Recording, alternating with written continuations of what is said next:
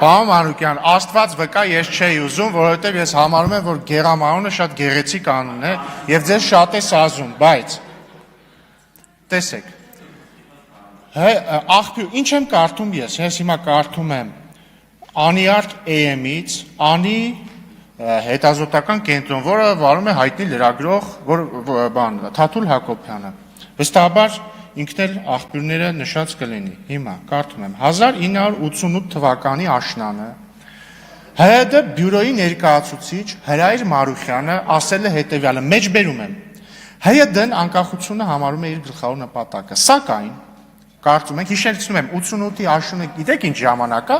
որ ասենք ես ծնված չէի, դեռ պետք է ծնվեի 1.5 տարի հետո, բայց Քոչյան Անդրանիկը,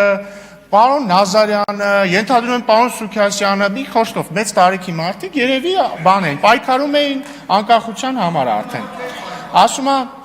սակայն կարծում ենք, բայց թողեք մեջբերեմ, էլի, սակայն կարծում ենք, որ անմիջապես անկախություն պահանջ ներկայացնելու հարմար ժամանակը չէ, երբ մեր ժողովուրդը ռուս ժողովրդի օգնության այդքան կարիքն ունի։ Սա հասկանալու համար պետք է գնալ Ախուրյանի ափը տեսնելու դիմացը կանգնած թուրք զինվորներին բանի ավերակները։ Բայց մի վարքան 1988, այսինքն Մարուխյանը միայնակ չէր։ 1988-ի սեպտեմբերի 29-ին հայ ավանդական 3 կուսակցությունները ՀՅԴ-ն, ՌԱԿ-ը եւ ՍԴՀԿ-ն համատեղ հայտարարությամբ են հայտես գալիս մեջբերում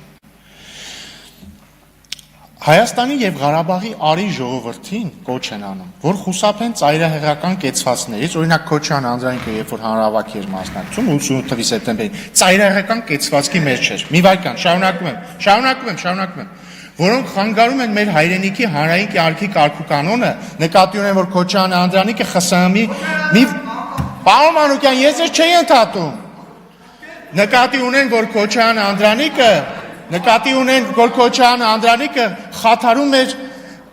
մեր հայրենիք ԽՍՀՄ-ի կարգուկանոնը, էլի։ Ծանր կորուստների են ենթարկում մեր երկրի տնտեսական, արդյունաբերական, կրթական, մշակութային կյանքը, էլի, ԽՍՀՄ-ի մշակութային կյանքի դեմ էր հանդես գալիս Քոչյան Անդրանիկը, Գերամ Նազարյանն էլ հետը։ Եվ մնացածը վնասում են ժողովրդի վարկը, իհարկե, հայ ժողովրդի վարկը վնասում էր պարոն Նազարյանը Մոսկվայի կոմունիստական կուսակցության գրասենյակի առաջ։